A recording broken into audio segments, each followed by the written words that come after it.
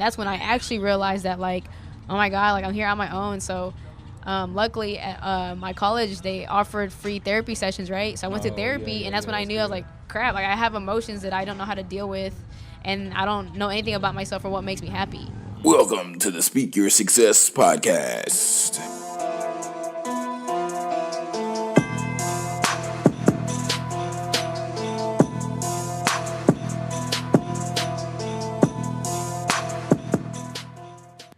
Welcome, successors, to the Speak Your Success Podcast.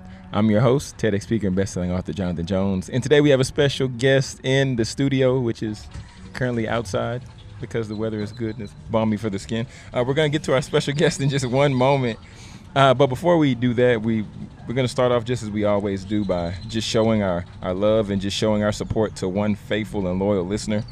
And this week, the review of the week goes to #635, and #635 went on to say, great podcast, enjoyed every episode so far.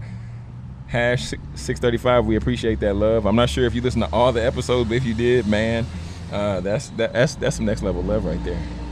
That's some next level love right there. But anyway, if you would like to be the review of the week, I'd encourage you to type in Speak Your Success on iTunes or Apple Podcasts, and then scroll down to the bottom, click write a review.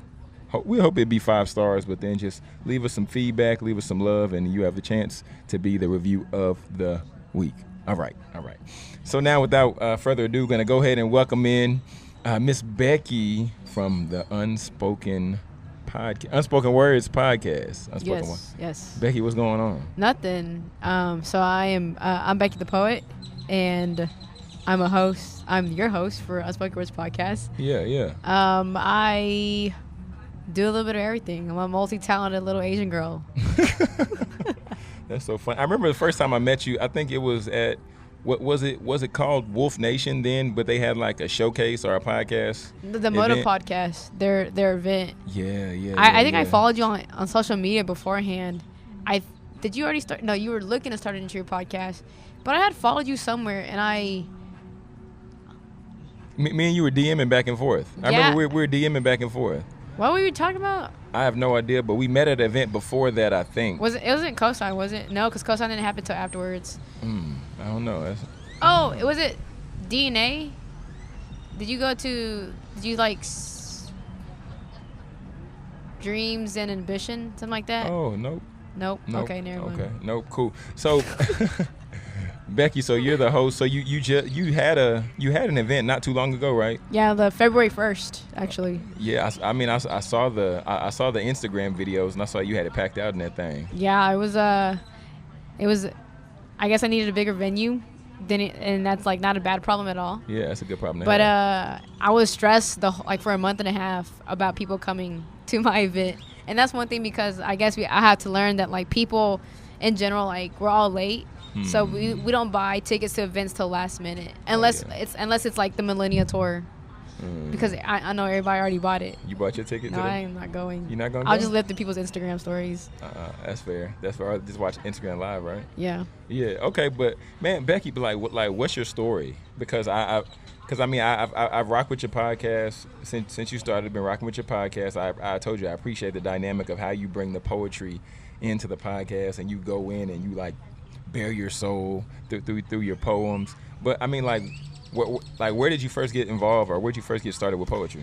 So I'm from Oklahoma City, and I always tell people, like, I come from like a strict household at the time. So like I always tell people, like, I wasn't allowed to feel sad. I wasn't allowed to be angry.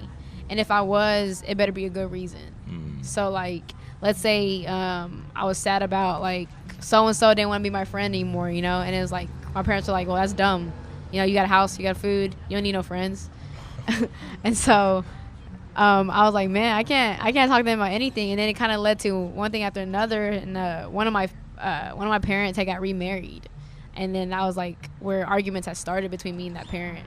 And I was like, oh, I can't talk to them. They're yelling at me. I'm yelling at them back, so we're not understanding each other. So I just started writing some emotions. And I always tell people I want to be a rapper this time. And what time was this? This was like high school, middle school? Oh, okay. So like I started writing some things, and it was like depressing things, and then it got to the point where my friends at that time were like, "Oh, Becky needs help," so they told the counselor, and then I don't know if in middle school here how they do it in Texas, but I didn't have like English until like 8th or 7th grade or something like that. I think that's how it was for me too, yeah. Right, and so I ran into like free writing, so we would have to journal in our English class for like 30 minutes. So we would journal, and then she also gave us the opportunity to read our stuff. And one day I think I wrote something about my mom, and I was reading it out loud to the class, and I started crying. I was like, oh God, these are real emotions. And so I was okay afterwards after that, but I just kept writing and writing because it felt good to write. And I didn't have to read anything to anybody else, but it was just knowing that like I had these emotions, and I can write this down, and my pen and paper was the only people I could talk to. Man, I think that's super real because like you said, you write the emotions down on the paper, and then you saw it became real. And would you even go as far as say almost therapeutic? It was very therapeutic, yes. Yeah. But at the time, at that age, I didn't know anything. Like I didn't know what therapy was. Yeah. So. Yeah. I mean, at that age, we just know of the guidance counselor, and I don't think many people utilize the guidance counselor for what they were actually meant to be used for. Because I know when I was in middle school or elementary school, like there was the guidance counselor, and then we only knew her because she came in every so many weeks, and then we'd do like a group activity, and then she would talk about peer pressure, and then everybody would leave, and she would leave, and then we'd just go back to the regular day. So right. it was like, oh, okay, whatever. But I mean, so now with you writing poetry, would you say that? Do you think everybody has the ability to be a poet? Because some people might say, man, Becky, just writing words on paper, that's all you doing. Like, yeah, you have feelings. I have feelings too. Does everybody have that natural ability to be a poet? I feel like talking to a large amount of people, they can be poets, but it's what you want to put, like what category do you want to put yourself in? I think anybody can be whatever they want to be. So if I want to be a rapper, if I really want to pursue that, I could have done it, right? Yeah. But like my realization with myself, I don't have the rapping voice. I can't rap. I can't cuss and rap at the same time. But so like, being a poet, like anybody can do it, yes. Okay. But are you gonna allow yourself to be labeled that? Because I just had an interview with another person, right? He doesn't even consider himself a poet. But when I hear his stuff, I think he's a legit poet. Yeah. But he just calls himself an entrepreneur and just uses poetry as a marketing tool. So like he's like he doesn't know anything about the poetry field. It's like open mics with shows or like people making money off of poetry. Like he doesn't know anything about that. He just knows of how he uses poetry as a marketing tool. Gotcha. Yeah, I mean, I think it does provide a platform, or it does provide another opportunity to connect with people using that vehicle. Because I went and I watched that episode. And then I went on his Instagram and I saw that he did have like some spoken word pieces, and I saw that he had that really going. So I was like, oh, okay. Yeah. So like we were talking about poetry and it being therapeutic, and then I was on I know with your podcast, I know every once in a while you talk about self-care a little bit, or you talk about like therapy. Right. Like, so so how old are you now, if you don't mind me asking? 25. Okay. I look 12. Okay, and that like now you said what? I look 12. Oh goodness. Oh, so everybody, if you're not watching, if you're listening, then I'm jailbait. I'm telling everybody. Oh wow. I tell everybody that first time. Oh no. I'm just kidding. That's funny, but it's not. Oh God. So I would just like ask you. I'm really curious. I'm really curious just to hear like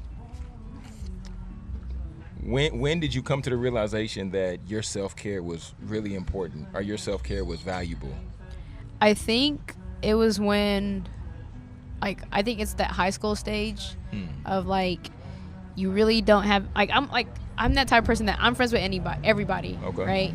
But no one ever took the time to check up on me, and being the only child in my household, I had no one to talk to. Like I couldn't talk to my parents, my friends. I kind of could have talked to, but at that age, I think some of us didn't mature with our emotions until now, And so I felt like self-care was a big deal when I couldn't sleep at night, when I was up late. And people think that's like a thing, like, oh, I'm just staying late till 2 o'clock in the morning. But no, I can't sleep for a reason, And then also like just certain like behaviors that I had. Like I started to realize that I would get angry really fast. And I started to realize that I was an angry person outside of being like the outgoing crazy person that people know me for. And I was like, then that's when I knew self-care was a big deal, especially walking to college. I left my parents' house. I lived in the dorms. So I didn't have my parents to like hold me down or anything. It was all on my own. And so that's when I actually realized that like, oh my God, like I'm here on my own. So luckily at my college, they offered free therapy sessions, right? So I went to therapy, and that's when I knew I was like, crap, like I have emotions that I don't know how to deal with, and I don't know anything about myself or what makes me happy. Yeah, and I think that's one of the things that's probably least utilized, because I had no idea that there were free therapy sessions until well, I went through a psychology program for my bachelor's, right? And then they required us to go to therapy just for extra credit. So right. Of course I did it, 5 sessions, cool, I did it, boom boom. Then I went to a master's program, and then they're like, yeah, you know they provide free therapy. I was like, no they don't. They was like, yeah, well it's in your tuition, so you might as well just go. And then at that time, then I felt that I was okay until I started actually going to the sessions, and I felt the therapist it seemed like he was picking, but he was helping me just get under a wound that I just put a Band-Aid over. Right. And it was things I never dealt with, things I never talked about, things I never took the time to take a step back and really address. So now with you like addressing those things, and now with you, because I saw your Instagram story the other day, and you were talking about how you had to take some things off your plate. Oh God. How did you come to that realization? Like, how did you realize that you were doing too much? Because I think a lot of times that we don't realize it. Yeah, I mean, a lot of times just as millennials, as entrepreneurs, just as young professionals out here in life, we just we see social media. It's like, oh, every day I got to get it, got to grind, got to right. do this, and you don't factor that. How did you know that you were doing too much? Honestly, it just takes a lot. It takes you at like the end of whatever you're about to hop off of, because I felt like I was spreading myself way too thin. Yeah. And I know what it feels like how I am when I like start spreading myself way too thin, because I start like getting like overbooked. I start like, oh crap, I have to finish, like, and always rushed. Yeah. And so it got to the point where like an opportunity came up for me to do something, right? But it's like I didn't have a plan for that. So my thing is I like to plan ahead. So when I knew I didn't have a plan for it, I couldn't BS it, because I was like, because they asked me like, can you paint me a picture of what you want to do? And I was like, oh, I don't know. And I had to like deny that. I had to like decline that offer, because I felt like I was already just doing too much, because like it's one of those things that like when you're recording a podcast, right? Now you have to release a certain date, right? Now if you don't pre-record, you have to like find something that day to record and edit and drop it the next day, right? Yeah. So same thing as in like life sometimes. If you don't pre-plan your life sometimes and you're trying to do things on a whim, you run into the problem of doing too much, having it be like not your best work, and having to redo it. And then that's when you just feel like, oh crap, like I'm doing too much. Like this is not how I work normally. So when I start doing the most, that's when I'm like, okay, I have to like step back and just like focus on what I have now, and then whatever I have to do later, like it'll come back around again. That's what I always believe. Like I don't feel like any opportunities missed. I just feel like for right now, it wasn't the right time. That's super real. And what you bringing in the podcast, I have to ask you. I just have to ask the question, because I'm me and I have to. So you said like there comes a point where there's too much going on. You don't have the plan, and then you talked about your podcast. Weren't you about to just shut your podcast down? Oh yeah, definitely. And it's also because like with my podcast, I'm so raw on there. Like I speak my emotions that sometimes my family members and my friends don't even know until like I'm at that breaking point. Yeah. So for me to speak my emotions when I'm feeling it at that moment in time in life is different for me. So it was different, and so my mind is like, oh gosh, Becky, you're saying too much. People are like trying to figure you out, blah blah blah. So I just like freaked out, and it was like, oh wait, what do I have? Because I always had that thing. I never tell people exactly what's going on in my poems, because I don't want all of me to be like given to them. So like when I was giving my audience and my listeners everything that I was going through at that moment in time, I felt like I didn't get to go through it yet. I felt like I was just going through it and not solving it. And my thing is like, how can I come on a podcast, go through these problems, but not give like a good outcome out of it? Because you could lead to more problems. I could probably be the reason why someone's like, oh, there's no result for this. I can't. It's like, if you think far ahead. Yeah, no, I think you said something really important there, because I think sometimes that's the same thing in successes as well as failures, because I think sometimes people will speak too soon on a success. Oh yeah. Like, oh, I'm about to start a podcast. Right. And then 2 weeks later, people are like, oh, what happened to your podcast? Oh, no, I mean, I got the equipment, I got the mic, you know, I got this set up, or you know, hey, I'm about to drop this single. And sometimes people speak success before it actually has happened. And I'm a firm believer of affirmations and all those things. Right. And writing your goals down and write the vision, make it plain. I believe all of that. But I still also believe we have to understand that there comes a point in time where you have to keep some things quiet, and then then it'll be revealed when it's revealed. Right. And then on the other side, with the failure piece, sharing with people a struggle while you're in the middle of it. Sometimes, then this could make you the person crying wolf. Right. Yeah. Like, and it's like, oh, what's happening? You need help, and then everybody tries to help you, and then it's like, no. I'm good, but you're drawing this attention, or you're requiring this attention. Right. And I got a lot of that too. People was like Becky, some things you don't need to post. And I feel like, oh wow. And I felt like that is true. Like maybe I shouldn't have posted, right? But at the end of the day, it's like it's one of those things. Like if I didn't have posted, I wouldn't have people reach out and just come to me and approach me with like why I should keep going. Because at the end of the day, like it's like one of those things, and it's gonna get dark. It's like suicide, right? If you're going through the moment, right, and you don't ask for help or you don't post anything about it, no one ever knows. Wow. So then it leaves friends and families like, oh, I didn't know this so and so was going through this, right? But you see people post it all the time. Like for example, when I was in high school, I used to watch this YouTuber. Everybody knew him as Freddie E. I don't know if you ever knew him, but he would be on YouTube. He like funny skits and whatever. And I guess he had a relationship with a celebrity, and he was tweeting some stuff, was like just like some sad stuff. No one reached out to him, and then when he killed himself, like everybody was like questioning like and blaming another person, you know. Yeah. And it's like, so if somebody's posting something and maybe they don't have anybody to talk to, maybe they have friends that be like, Becky, you always going through the same thing, you know. But sometimes at that moment in time, it may be something really serious, you know. So like at that moment in my life, I felt like I was gonna quit, like, cause I was like done with it. There's no point of it. And with that being said, I quit a lot of things too behind that, not just my podcast. Like I stopped looking for jobs. I like settled for whatever I had. I didn't even care about money. Like wow. Literally, I just let go of a lot of things behind that. So like, you know, people see that I was, you know, going through with my podcast. I posted that, but they don't see what else I was going through behind that. Like I quit a lot of other things besides the podcast at that moment in time. Gotcha. I got you. So what would you say to that person who's in a position and like they're reaching out or they're posting stuff on social media, on Instagram, and you know they're like, I guess they're crying for help, but they might not be getting a response on Instagram. What would you say to that person?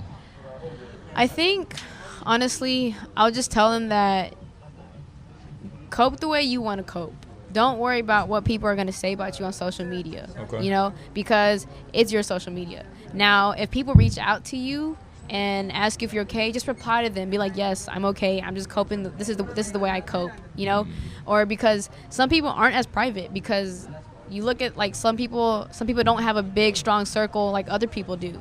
Like I always tell people, like I have a strong support team. My family, my cousins got me, my friends got me. So if I was ever going through anything, like maybe they'll be the last person to ever hear because my family will always like handle it first. You know, as for some people, they don't have that. You know, you especially if you move out from a different state coming to here, like you don't have that. You don't have friends like that got you like that, you know. No, that's real. And now we're gonna take a slight caveat because you hit me up. You said you wanted to be on the podcast. This is National Poetry Month. It is National Poetry Month. What month is this? March. April. Lord have mercy. The time's just flying in 2019. So why are you so passionate about National Poetry Month? And then you have something coming up, don't you? Yes. Okay. So the reason why I'm passionate about National Poetry Month, I feel as though other like I don't know how to explain it, but poetry is not looked upon as like the greatest thing, like rap or music, right? Okay. Like pop music, rap, you know. And some say poetry is rap, depending on who you're talking to.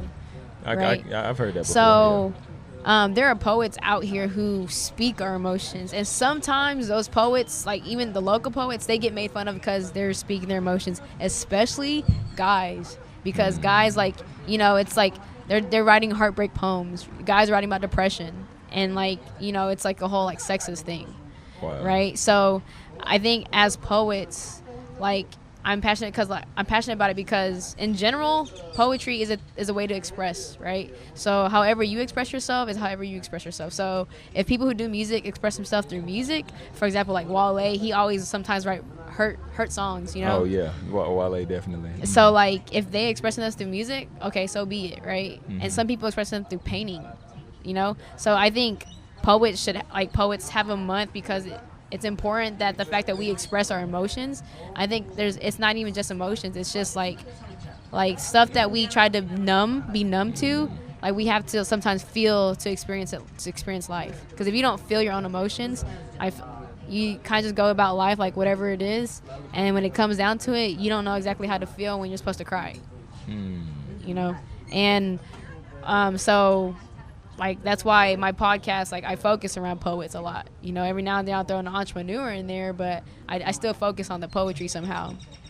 So for my event, Snap 3.0 or any of Snaps or whatever, I put these poets on the show. You know, they talk about their story. So before my other episode, I had a poet talk about her being diabetic, you know, autoimmune disease, right? So you don't know about that person. They talk about it and they have to cope somehow, you know, or you go through depression and you deal with it and you're like, oh, life sucks type of stuff. So Snap allows them to, these are like local poets too that people don't really know about. So allows them to showcase their work. And if they have any products, sell their product. Because I think out here, sometimes it's hard to find the events where poets are welcome. You know, you have open mic, but sometimes when you have an open mic, you have people just doing music. You know, it's kind of weird to have like just music, and then random poet to kill the mood, depending on what they're talking about, you know? So you don't want to like ruin the mood. So like having a place for poets, that's why like it's important sometimes. Yeah, I think a safe space is extremely needed, and I think you're definitely the solution to a huge problem. Because before, if a poet, I mean, I've heard of poet slams here and there, and then Heroes. I know Heroes does like a poetry. They do a poetry event every so often. Right. But other than that, I can't say I've heard many spaces where poetry is welcome. But I'm with you in the same boat that I think people need to cope how they need to cope. I think people need to express their feelings how they need to express it. Right. Like you talked about, Wale does music. We know Jay Will did the Matters of the Heart. I talked with him a couple weeks ago.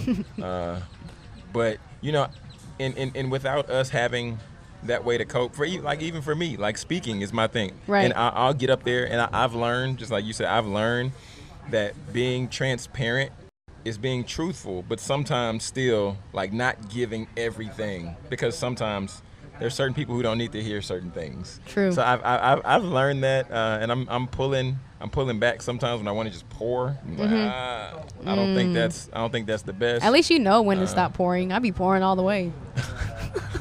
I mean, it just all depends, though. I mean, but if that's how if you want to be the person who just shares your all with your listeners, there's going to be people who connect with you in a very real way because you're that vulnerable. Right. And then you'll be surprised that people might start to reach out to you and say, if they don't already, I'm sure people already do now, but they're like, Becky, you really touched me with this message because you said this, and I'm going through that right now, or what do you have to say? Because you're in a space now with you having a platform and you having a podcast to where you're the expert.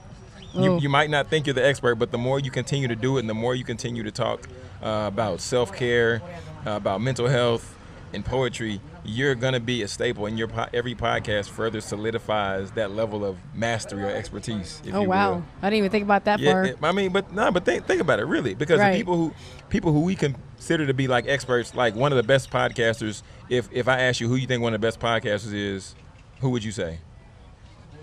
I'm just curious to hear what you say on this one. Honestly, I see him everywhere, like Joe Rogan. Exactly. Everywhere. And why is Joe Rogan? Why do you think he's the expert podcaster? Honestly, I think he just mastered the fact of marketing. Yeah, he's a monster marketing. I've heard his very first few episodes of how he started. Like he literally started from the ground up. Literally, I went back and I watched some of the first one, and I was like, what? Because they're in just a dark room, and the lighting is bad, the camera is bad, and he was like, oh, what are we doing? Oh, I guess we're gonna do a podcast. Hey, turn the camera on, turn the mic on. Well, he didn't even have a mic. Yeah, he didn't have a mic. And then now you see him with the Shure microphones, and they're in the studio. I saw his equipment list. so expensive. It's ridiculous what he has in there, and he like he doesn't even have like a regular DSLR. He has those regular camcorders, but they like it's next level, and he makes like 30,000 episodes. And like I literally he drops like, 2 what? episodes. I see like in one. He'll just drop them. He'll just, and every time at the top, because he's been doing it the longest, so Right. he's been able to gain that audience. gain that audience, and just his guests that he brings on. Right. But man, enough about Joe Rogan. He gets enough promotion. So I want to transition to this segment we call 5 words, and I want you just to describe yourself in 5 words, Becky. Okay. I'm ambitious, unorganized. I'm a hard worker. I'm an overthinker, but I think I'm an overachiever. Nice. I mean, I like with those, Oh God! and with you Ladies being about to get hit, y'all. hard, with you being hard working, I would definitely say you're ambitious just by the way that you connect with people. Right. I'm surprised you didn't go there like sociable, somewhere sociable. Oh in yeah, there. like a social butterfly. Yeah. Because you really, even though naturally, are you an introvert? I don't know what I am. Okay. But because I'm just saying, like the way I see you connect with people at events, and like it seemed like you popped up out of nowhere, and then a little happy Asian girl. You knew everybody. Hey, y'all. You knew everybody like on the quote unquote scene, I guess. So. Right. But yeah, I think that's super dope though. I mean, just your ambition. I definitely applaud your ambition, because a live event is something that I've wanted to do, like Right. a live podcasting event, but I have not done it yet. You should. I still have to figure that out. Yeah, I mean, I'm gonna do one. I'm not gonna say I'm gonna do it this year, but coming soon. Coming soon. We're gonna do a live event. All right, Becky. So you just described yourself in 5 words, like a true poet. So now, do you want to share a poetry piece? Oh, I could, but I have to save it for Snap 3.0. Well, no. I mean, you can share. You can share. Oh, like an old one? You can share whatever you want to Okay, share. so I'm gonna give you guys half of this, and I'm gonna stop like halfway. I'm very good at stopping myself. Yeah. All right, so do that. Exclusive. Speak of success. Exclusive. Let's get it. So I write poetry, mostly poems about my personal experience. You see, I learned to take conversations and morph them into these poems. It was just the other day I was told to find my voice, but today I came to whoa, totally forgot.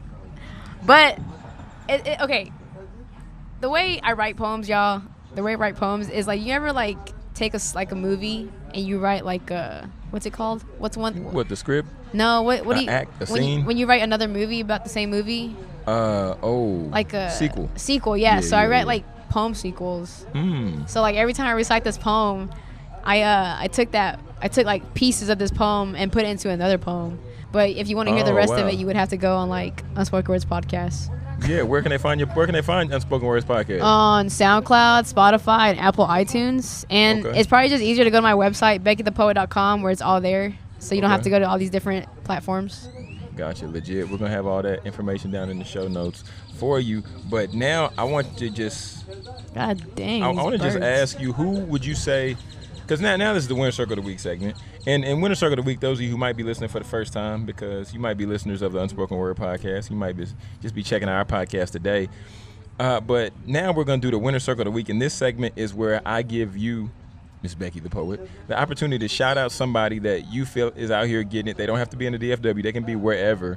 But somebody that you're connected with and you like, this person is out here grinding. This person deserves some recognition. This person deserves somebody to give them a pat on the back, because I think they've been putting in work, but nobody has given them the applause. So now, your Winner Circle of the Week, Miss Becky. I give my Winner Circle of the Week to DJ GS, a.k.a. Gabe, a.k.a. Black Spades Media. He is the DJ for Dallas Black Canvas. He was a DJ for one of the Cosign Cyphers. He's literally the DJ behind a lot of events. And I feel like DJs in general don't get like the applaud, because he brings the equipment, he picks the right vibe. Like I even had him at my Potiversary, and he was perfect. Like you would think like when you think about DJs, you think you're just gonna play like trap music or like that dance music. Yeah. But at a poetry event, I was worried, low key. Oh, but really? he came with it. He came with it. You let him just play, like you let him just Yeah, do I his just like, thing? whatever. I requested one song, was a J. Cole Middle Child, but that was the only song at the time I liked. But it was just like he came with the vibes, really. Wow. So like, and it's like, one thing is like a DJ who comes with all the equipment saves you a lot of time and money. You don't have to buy the equipment or rent the equipment. That's real. So I give applaud to Gabe, aka DJ GS. So he's pretty dope. AKA Black Space Media. AKA Black Space Media, pretty much. Wow. Yeah, I mean, I've met Gabe before. He's a real cool dude, and you're right though. Like, the DJ truly sets the vibe. Because I remember when I used to be in the club, and then like they would play Southside the Realest, and then everything would shift. Right. And then they'd put on a slow song, and then everybody would just leave. The dance floor would just get empty.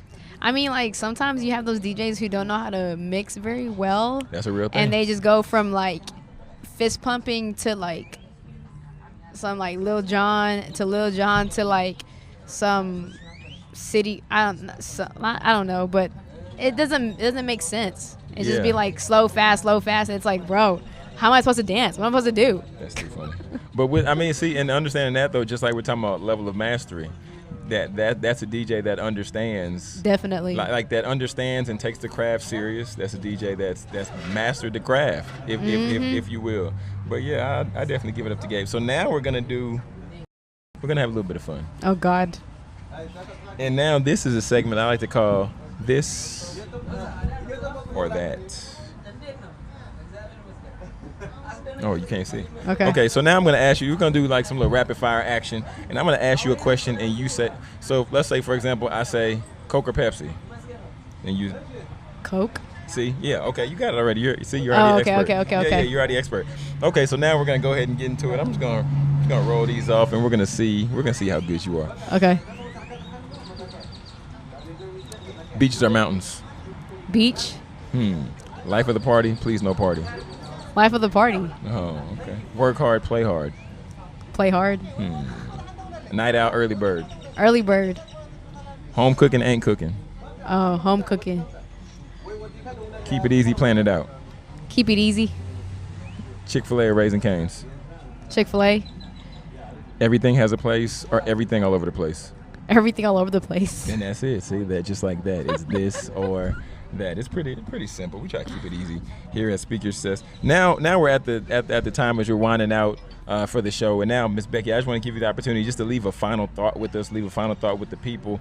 Somebody who, I want you just to leave a word for, let's just say this is an individual who's trying to figure it out, right? They're in that space and they don't know what their special talent is. Like yours is you have a way with words, poetry, and you focus on just mental health, those great things. And then somebody like me, we speak, whatever.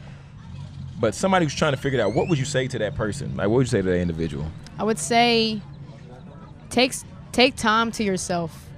I know there's a lot of people out there that you want to do just like do the things just like they're doing, but take time to yourself to see if you can do the same thing they're doing, but in your own way.